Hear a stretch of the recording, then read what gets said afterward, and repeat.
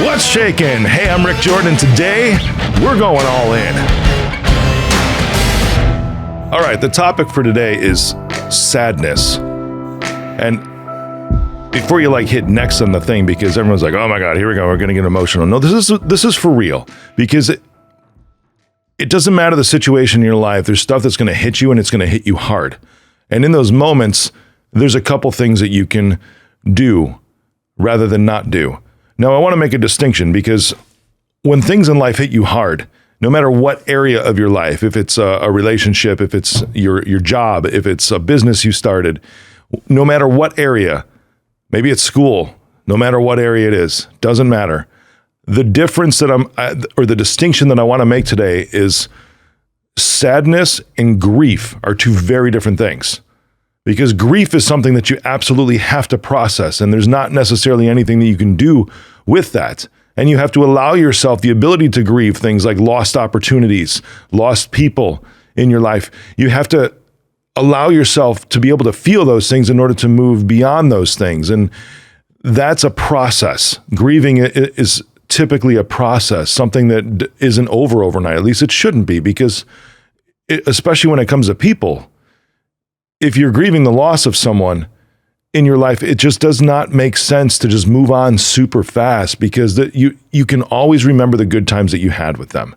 You can always remember the positives rather than the negative, and be grateful for the impact that person made in your life. If it was a partner, a parent, even a child, or a best friend, there's always positive impact for the most part that everybody has on your life. And I'm sure you can find those things when you think about it. And that's part of the great process, is smiling through that with grieving. There's a big distinction between that and sadness. Because sadness, when you sit down and you feel sad, because of a situation that happened, or maybe something else with someone, a situation with someone, in those moments, sadness is really like a lack of options. Or rather, it's a perceived lack of options. And that's why hopelessness can set in. Hopelessness is sadness' cousin. Because if you feel like there's nothing for you to do, and you just have to sit there and take it on the chin, or get pounded in the chest for it, get knocked on your ass, that can feel pretty hopeless. And you will be sad because you have a perceived lack of options when you're saying, like, what am I going to do?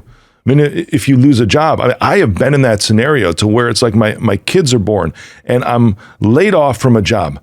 What am I going to do? In that moment, it wasn't sadness for me that set in. It was more action oriented. And that's what I want to talk to you about today, is sadness, when you look at it, can feel a lot like hopelessness, because a lack of options produces hopelessness. But sadness really is not a lack of options, and this is the difference between sadness and grief.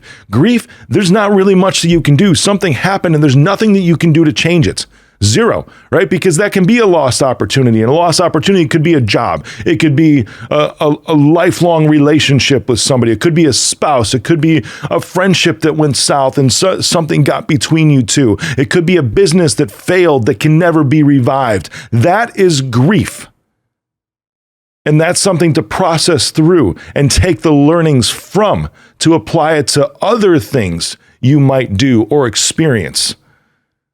Sadness is a scenario to where it's like, oh, what am I going to do? But you think you have no options, and that's where you feel hopeless. In those moments, if you can separate those two, if you can say, what is there for me to do? This isn't a how. This isn't a how yet, and that's where fear kind of sets in too, because if you can actually get to the point to where you think of your options or maybe some things, and you start to dismiss those because you don't understand the how, because in sadness, that's where it's the lack of perceived options is what actually generates this.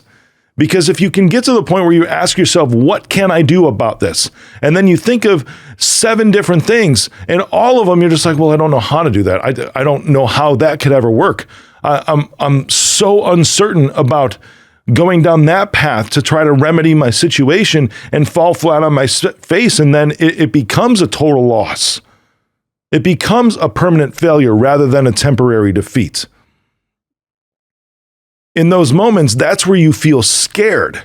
And when you feel scared, that's where you don't move. You freeze and you feel like you have a lack of options. When I say feel, that's literally you perceive you have a lack of options because you don't know the how. So first, when you start to feel sad about something, about a situation, at that point, start to ask yourself, okay, after you center yourself, you ground yourself, but the way to ground yourself, because sadness is solvable. Sadness is solvable. You can sit there and think, what is there for me to do? And it isn't a woe is me question. It's interesting because it can sound like that, right? Because in the moment you can take it as being like, what is there for me to do? Like throw your hands up and play the victim and be like, there's nothing here, no path forward, nothing to do. It's like, what is there for me to do?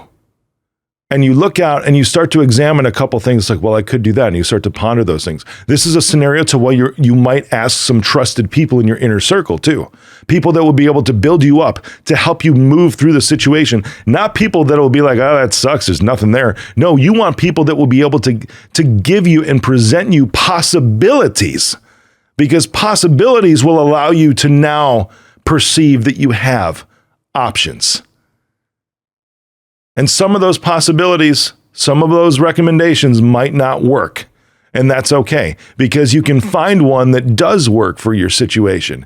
Once you start to establish that there are options for you to push through, for you to move forward, for you to get across that line, at that point, sadness starts to dissipate. It starts to go away, because now it's like, okay, that really hurts.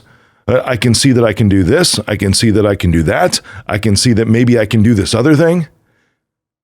And now you're like, okay, that gives you encouragement.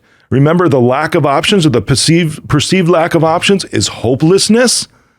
That's what produces sadness. But when you see possibilities, when you see options, now that brings you hope. And when you have hope, now you can start to think of the how. As soon as hope begins to set in, now you can be like, okay, now I need to find out how to do these things. Now I need to find out how to approach this and how to decide which action to take. Fear will keep you stuck. Hope will allow you to move forward.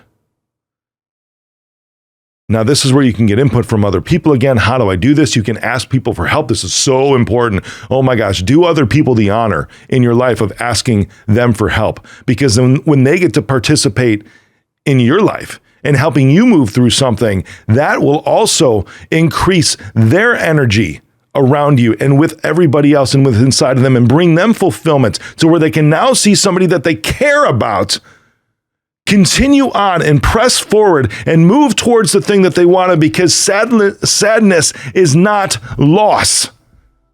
Sadness is not hopelessness, because you actually do have options. Hopelessness is only a perceived lack of options.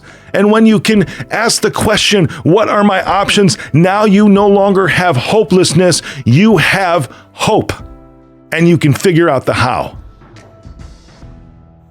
In those moments, that's where you can start to feel yourself rise up inside, to where it's like you might have been sitting in a corner and crying, and that's okay, because sadness is real. I want to validate you for feeling sad. It's okay to feel sad, because some stuff sucks, some stuff hurts, some stuff knocks you on your ass, and you need to sit there for a moment and take it all in and process it and sit there and maybe cry, and then begin to ask yourself the question, all right, and it's like you might have been laying on the floor, you got knocked down, but now in this moment, you can start to maybe get back up to where you're sitting. And in that sitting position, you're like, hey, what can I do? And then all of a sudden you start to feel the hope rise within you inside. And then literally, physically, you begin to rise up, because it's like, all right, I just thought of 3 things. Or you know what? I just thought of 2 people to call. I just thought of another person to text to ask, hey, what should I do here? Even those are options. Just people who you can contact. Your network is options. Your friends are options. Your partner's an option. Your kids are an option. Your parents are an option. You have options, which brings you hope. And now you start to begin to rise up, and you start to stand. You start to stick out your chest a little bit, and you square your shoulders back. It's like, all right, Now I can take a step forward. I don't know exactly how I'm going to get there. I don't know exactly where it's going to take me. I don't know exactly how much effort I'm going to have to put in, but I do know that I have options, and now all the sadness just goes away. Those are the moments in life to where you can start to look back in hindsight and you can learn, and you can be like, I've been there before, I've felt that before, and I know how to get myself through it. And it's with options.